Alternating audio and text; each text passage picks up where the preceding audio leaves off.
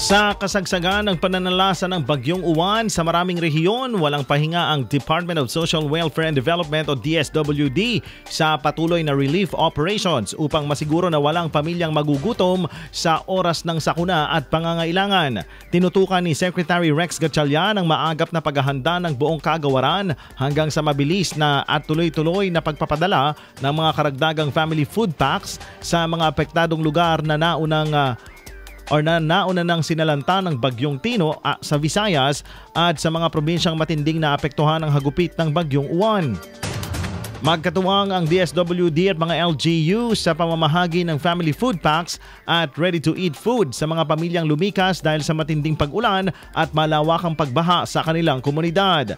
Kaugnay nito, nakatanggap ng cash aid na higit 6,000 benepisyaryo ng Pantawid Pamilyang Pilipino Program o 4P sa lalawigan ng Aurora bilang bahagi ng isinasagawang paghahanda bago manalasa ang Bagyong Uwan.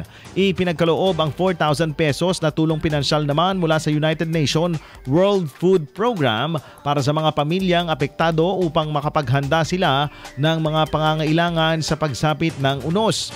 Sa gitna ng sunod-sunod na kalamidad, tiniyak ni Secretary Rex na nananatiling handa at sapat ang mga essential relief items ng DSWD sa buong bansa upang matugunan ang kahilingan ng mga lokal na pamahalaan at mabilis na maipamahagi sa ating mga kababayan. Patunay ito ng malasakit at mapagkalingang serbisyo ng ating kawani sa DSWD, handang sunungin ang pagsubok ng panahon, makapaglingkod lamang sa higit na nangangailangan.